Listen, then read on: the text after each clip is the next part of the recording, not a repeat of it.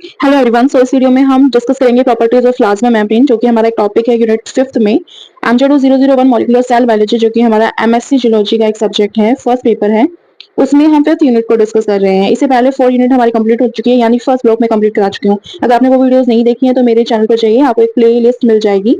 एमजेडो 001 molecular cell biology के लिए अलग से एक प्ले लिस्ट बनाई हुई है, तो वहाँ पर आपको फर्स्ट ब्लॉक कंप्लीट मिलेगा। 5th यूनिट के कुछ टॉपिक्स में डिस्कस कर चुकी हूँ और नेक्स्ट जो है वो इस वीडियो में डिस्कस कर रहे हैं। तो ये सीरीज मैं आपको कंप्लीट कराऊंगी। अगर आप चाहें तो अपने दोस्तों के साथ इसको शेयर कर सकते हैं। चलिए जानते हैं प्रॉपर्टीज ऑफ प्लाज्मा मेम्ब्रेन के बारे में हमें क्या बताया गया है। तो यहाँ पे जो मैं बुक यूज करी है, ये इग्नो की बुक है। एमएससी जूलॉजी का फर्स्ट पेपर जो है मॉलिक्यूलर सेल बायोलॉजी, वही हम डिस्कस कर रहे हैं। प्रॉपर्टीज ऑफ प्लाज्मा मेम्ब्रेन के बारे में हमें जो बताया गया है वो देखते हैं। प्रॉपर्टीज ऑफ प्लाज्मा मेम्ब्रेन के बारे में हमें क्या बताया गया है। Properties of plasma membrane. The transport of solute and solvent in the cell is regulated by plasma membrane. जो ट्रांसपोर्ट होता है सोल्यूट का कहें या फिर सोलवेंट का कहें, तो वो हमारे प्लाज्मा मेम्ब्रेन के थ्रू ही होता है। ये हम सभी जानते हैं कि रेगुलेट प्लाज्मा मेम्ब्रेन से किया जाता है इनका transport. It keeps harmful material out while allowing some essential material inside the cell. ये जो प्लाज्मा मेम्ब्रेन होती है, ये हार्मफुल मटेरियल को जो है सेल के बाहर ही रहने देती है, जबकि जो एसेंशियल होते हैं, जो जरूरी होते हैं, उन मटेरियल्स को सेल के अंदर पास आउट कर देती है, पास इन कर देती है। ठीक है, क्योंकि अंदर लिखकर जा रहे तो पास इन कहेंगे एंड अगर बाहर लिखकर जाए तो पास आउट कहेंगे। The property of selective permeability allows the transport of specific substances across the membrane. तो ये कहना चाह रहे हैं कि ये जो प्रॉपर्टी है, हम जानते हैं कि प्लाज्मा मेम्ब्रेन आपकी सिलेक्टिवली परमिएबल है। दैट मीन कि वो कुछ ही मटेरियल्स को या कुछ ही टाइप के सब्सटेंसेस को जो है ट्रांसपोर्ट कराती है, अलाउ करती है खुद से क्रॉस होने के लिए। तो यही यहाँ पर बताया गया था। हाइड्रोलाइसिस ऑफ एडिनोसिन ट्राइफॉस्फेट जो एटीपी है, प्रोवाइड्स द रिक्वायर्ड एनर्जी। तो हाइड्रोलाइसिस, जब एटीपी का हाइड्रोलाइसिस होता है, उससे एनर्जी मिलती है यहाँ पर। Sodium and potassium ions maintain equilibrium on inner and outer surface of the cell. तो यहाँ पे सोडियम एंड पोटेशियम जो है इक्विलिब्रियम बना के रखता है inner and outer surface of the cell के, यानी कि सेल के अंदर और सेल के बाहर एक इक्विलिब्रियम बनता है सोडियम और पोटेशियम की वजह से। ठीक है, तो इनके आयंस, इनके मॉलिक्यूल जो है एक इक्विलिब्रियम बना के रखते हैं। The movement of substances from an area of high concentration to low. जब मूवमेंट होती है सब्सटेंसेस की high concentration to low concentration, occur in passive transport. तो ये जो देखने को मिलता है, ये पैसिव ट्रांसपोर्ट में देखने को मिलता है, यहाँ पे कोई एनर्जी नहीं होती, सिर्फ high concentration to low concentration flow होता है सब्सटेंसेस का, मटेरियल्स का। This mechanism does not require input of energy. तो वही बता दिया गया कि यहाँ पे एनर्जी की जरूरत नहीं होती, कोई रिक्वायरमेंट नहीं होती। इन एक्टिव ट्रांसपोर्ट, जबकि एक्टिव ट्रांसपोर्ट में सब्सटेंसेस मूव अगेंस्ट ए कंसंट्रेशन ग्रेडियंट यूजिंग एनर्जी।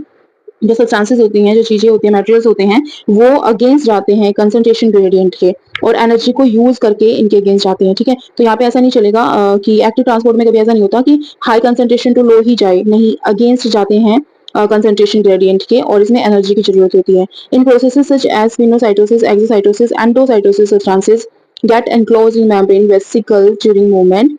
तो जो मूवमेंट होती है इनमें इसी जो आपको प्रोसेसेस दे रखी है, पिनोसाइटोसिस, एक्सोसाइटोसिस, एंडोसाइटोसिस, इन प्रोसेसेस में क्या होता है कि सब्सटेंसेस जो है मेम्ब्रेन के क्लोज आते हैं, close in membrane vesicle during movement. तो मूवमेंट होते वक्त इनके मेम्ब्रेन के वेसिकल्स में आ जाता है। The plasma membrane's amphipathic nature facilitates the transfer of some material while hindering the movement of others. जो प्लाज्मा मेम्ब्रेन का ये नेचर है, एम्फीपैथिक नेचर जो होता है, ये फैसिलिटेट करता है, यानी कि मटेरियल को पास आउट पास इन करने में हेल्प करता है बहुत ज्यादा।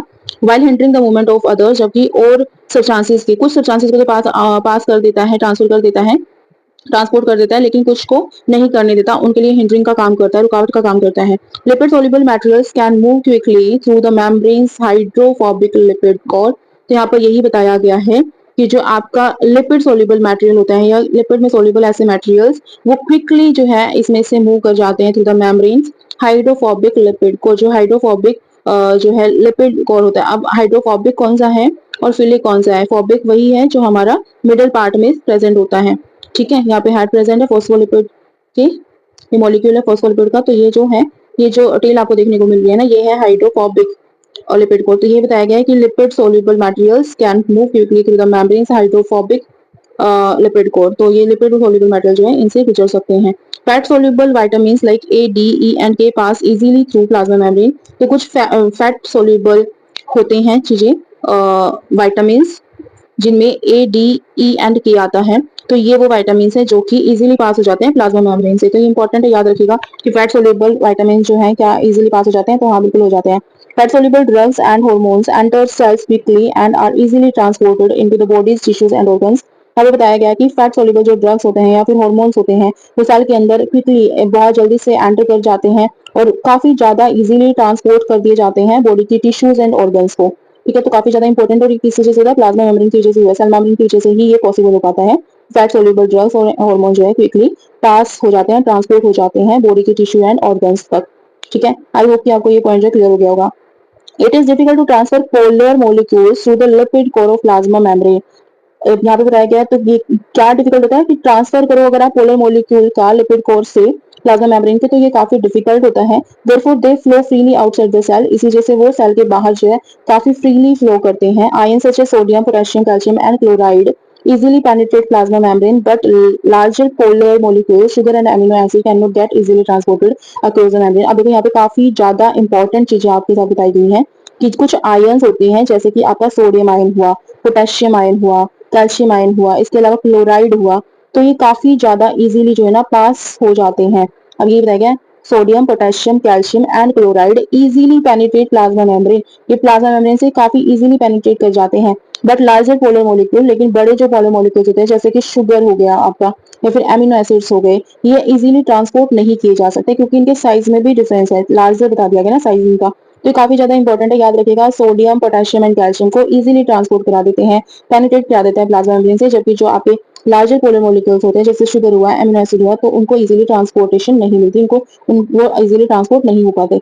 नेक्स्ट आपको दिया गया है इसकी तो इसकी क्वालिटी बताई गई है मेम्ब्रेन फ्लूइडिटी। तो मेम्ब्रेन में फ्लूइडिटी होती है, यानी कि प्लाज्मा मेम्ब्रेन की, सेल मेम्ब्रेन की बात करें तो इसमें फ्लूइडिटी होती है। फ्लूइडिटी किसी चीज से होती है, क्या होती है, ये जान लेते हैं कि बुक में क्या बताया गया है।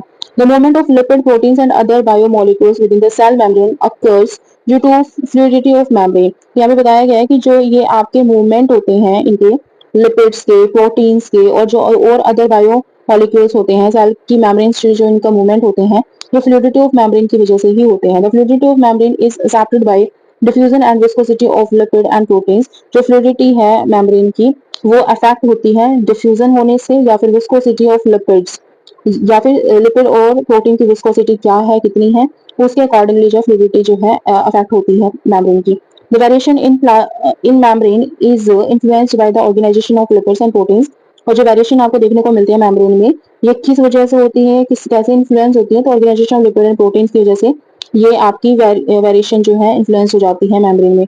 The mosaic organisation of cell membrane and the molecular dynamics affect the fluidity and function of the membrane. तो ये बता रहा है कि जो मोजाइक ऑर्गेनाइजेशन होती है, फ्लूइडिटी को ही बोला जा रहा है, मोजाइक जो है चेंज करता रहता है। ठीक है, एक तरह से काफी इजी होता है, फ्लूइड होता है नेचर में, उसी को बोला जाता है मोजाइक। ठीक है, mosaic organisation of cell membrane, यानी ये बताया गया है कि जो एक लचीलापन होता है सेल मेम्ब्रेन में, वो एंड द मोलिकुलर डायनामिक्स, और मोलिक्यूल की डायनामिक्स जो है वो जो चेंज होते रहते हैं, affect the fluidity and function of the membrane. ये फ्लूइडिटी को अफेक्ट करते हैं और मेम्ब्रेन के फंक्शन को भी अफेक्ट करते हैं। वो ट्रांसपोर्टेशन फास्ट होगा, नहीं होगा, शेप कैसे देगा और सेल को, तो ये सारी चीजें जो है इसके ऊपर डिपेंड करती हैं।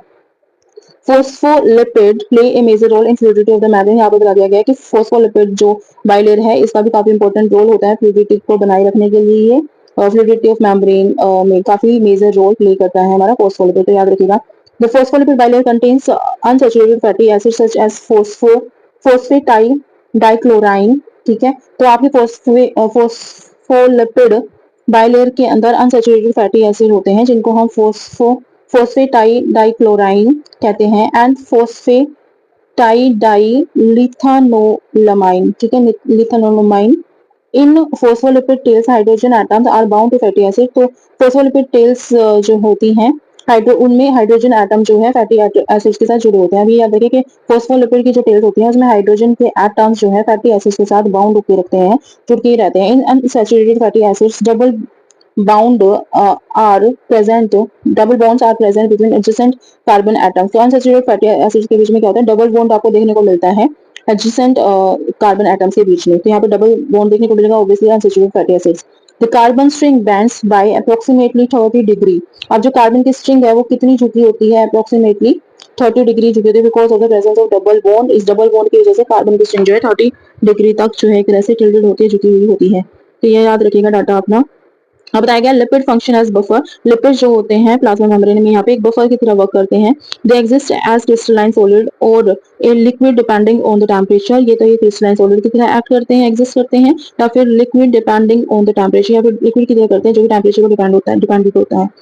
at around 37 degree Celsius they are fluid और like lipid like 37 degree Celsius पर जो है ना ये फ्लूइड होता है नेचर में, और या फिर आप कहोगे लिक्विड लाइक होता है, लिक्विड जैसा दिखाई देता है। The molecules maintain their specific orientation, और जो मॉलिक्यूल्स होते हैं वो अपने एक स्पेसिफिक ओरिएंटेशन को बनाकर रखते हैं, शेप साइज को।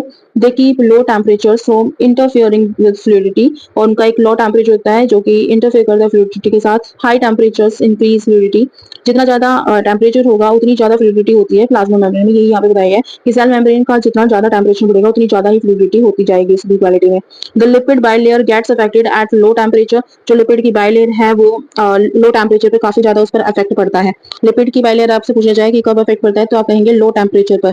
This is because saturated fatty acids get compressed and press against each other forming in dense and relatively rigid membrane. ये इसलिए होता है क्योंकि जो सैचुरेटेड फैटी एसिड्स होते हैं वो कंप्रेस्ड हो जाते हैं और प्रेस हो जाते हैं एक दूसरे के साथ, जिसकी वजह से डेंस और रिलेटिवली रिजिड मेम्ब्रेन आपको देखने को मिलती है। काफी डेंस और रिजिड मेम्ब्रेन आपको देखने को मिलती है इसी वजह से।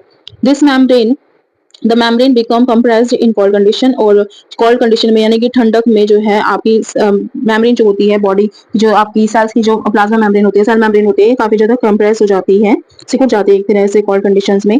This happens due to decrease in property of fluidity, और ऐसा क्यों होता है क्योंकि फ्लूइडिटी में जो फ्लूइडिटी की जो प्रॉपर्टी होती है प्लाज्मा मेम्ब्रेन की वो डिक्रीज कर जाती है। अब देखो यहाँ से हमें सिंपल सी चीज समझ में आएगी, टेम्परेचर का इफेक्ट पड़ता है फ्लूइडिटी पर, ठीक है। और वो कैसे पड़ता है कि जितना ज्यादा टेम्परेचर होगा उतनी ज्यादा फ्लूइडिटी होगी, और जितना लो टेम्परेचर जाएगा फ्लूइडिटी जो है उतनी कम हो जाएगी, और जो है आपकी सेल मेम्ब्रेन जो है कंप्रेस हो जाएगी। The transfer of phospholipid is restricted, और ऐसे में क्या होता है फॉस्फोलिपिड का ट्रांसफर रिस्ट्रिक्ट हो जाता है, रुक जाता है। Transition temperature lipid at transition temperature lipids change from solid to liquid form. एक ट्रांजिशन टेम्परेचर पर जो है आपके लिपिड जो है सॉलिड से लिक्विड फॉर्म में आ जाते हैं। इंपॉर्टेंट है, याद रखिएगा आपको कौन से टेम्परेचर पर, तो एक ट्रांजिशन टेम्परेचर पर। The special position of peripheral protein is determined by hydrophobic interaction. जो आपकी पोजीशन है पेरिफेरल प्रोटीन्स की वो हाइड्रोफोबिक इंटरेक्शन की वजह से आप डिटरमाइन कर पाते हैं। Cholesterol aids in the organisation of trans membrane protein cluster into lipid rafts. तो कोलेस्ट्रॉल जो होते हैं वो हेल्प करते हैं ट्रांस मेम्ब्रेन प्रोटीन के ऑर्गेनाइजेशन में, एंड क्लस्टर्स बनाते हैं लिपिड राफ्ट्स में। Hydrophobic and hydrophilic interactions work together to control membrane fluidity. जो आपका हाइड्रोफोबिक या फिर हाइड्रोफिलिक इंटरेक्शन होता है एक दूसरे के साथ, वो एक साथ काम करके जो है कंट्रोल कर लेता है मेम्ब्रेन की फ्लूइडिटी, यानी कि मेम्ब्रेन की फ्लूइडिटी को बनाए रखने में हेल्पफुल होता है, कंट्रोल करने में हेल्पफुल होता है। नेक्स्ट जो हमें टॉपिक दिया गया इंपॉर्टेंस ऑफ मेम्ब्रेन फ्लूइडिटी के बारे में, तो ये भी जान लेते हैं कि फ्लूइडिटी हमने जो पढ़ी है, मेम्ब्रेन फ्लूइडिटी जो हमने पढ़ी है उसकी इंपॉर्टेंस क्या है आपकी सेल मेम्ब्रेन में। The lipid and protein components get arranged in the special form due to fluid matrix of the membrane. आप सभी जानते हैं कि जो ये फ्लूइड होता है मेम्ब्रेन का, या फिर फ्लूइड मैट्रिक्स होता है मेम्ब्रेन में, उसमें लिपिड और प्रोटीन के कंपोनेंट्स की वजह से ही जो है ना एक स्पेशल फॉर्म होती है सेल मेम्ब्रेन की हमारी, या फिर एक स्पेशल जो है ऑर्गेनाइजेशन होती है लिपिड और प्रोटीन की, जैसे हमने मॉडल्स पढ़े हैं प्लाज्मा मेम्ब्रेन के, सेल मेम्ब्रेन कहें। Interaction between the components occur due two membrane fluidity, और जो आपके कंपोनेंट्स होते हैं जैसे लिपिड हुआ या प्रोटीन हुआ, इनके बीच में एक इंटरेक्शन आपको देखने को मिलता है, और वो देखने को मिलता है क्योंकि उनमें मेम्ब्रेन फ्लूइडिटी आपको देखने को मिलती है, इसी वजह से इंटरेक्शन आपको देखने को मिलता है प्रोटीन एंड लिपिड्स के बीच में। ये बताया गया है membrane of movement of membrane components regulate cellular processes such as movement, growth, division, intracellular junction formation. तो यहाँ पे बताया गया है कि जो मेम्ब्रेन के कंपोनेंट्स की जो मूवमेंट होती है उस वो क्या करती है सेल के प्रोसेसेस में हेल्प करती है, यानी कि अगर सेल की मेम्ब्रेन में मूवमेंट आपको देखने को मिलेगी तो आपकी सेलुलर एक्टिविटी जैसे कि movement, growth, division, intercellular junction formation, secretion and endocytosis में काफी ज्यादा हेल्प मिलेगी। तो ये आप सेलुलर एक्टिविटीज को याद रखना कि अगर मेम्ब्रेन में मूवमेंट होती है तो कौन कौन सी सेलुलर एक्टिविटीज जो है फैसिलिटेट होती हैं इसकी वजह से। तो यहाँ पे नेक्स्ट हमें बताया गया है ट्रांस मेम्ब्रेन जो रिसेप्टर्स होते हैं bind ligands on the outer surface of the membrane. तो जो ट्रांस मेम्ब्रेन रिसेप्टर्स होते हैं ये लिगेंड्स को जो है outer surface of the membrane के साथ जोड़ के रखते हैं या बाउंड कर देते हैं वहाँ पे, ठीक है, बाइंड कर देते हैं। This increase the activity of enzymes present on the inner surface of membrane and its signal transmission across the cell membrane. This increase the activity of enzymes present on the inner surface of the membrane. तो यहाँ पे ये बताया गया है कि ये जो चीज है आपकी एंजाइम्स की एक्टिविटी को जो है इंक्रीज कर देती है, जो कि inner surface of the membrane पर प्रेजेंट होते हैं, और साथ ही साथ its signal transmission across the cell membrane, signal transmission को भी जो है एक तरह से प्रमोट करती है, यहाँ पे ऐड करती है या फिर हेल्प करती है कि सिग्नल ट्रांसमिशन भी वहाँ पर सेल मेम्ब्रेन के अक्रॉस आपको देखने को मिले। So this was all about this topic, and in our next video we will discussing about role of plasma membrane in ion transport. Till then अगर आपको वीडियो पसंद आती है तो प्लीज इसको लाइक कीजिएगा, शेयर कीजिएगा, मेरे दोस्तों के साथ चैनल को सब्सक्राइब कर लीजिएगा। Thank you so much friends, thanks for watching, bye bye.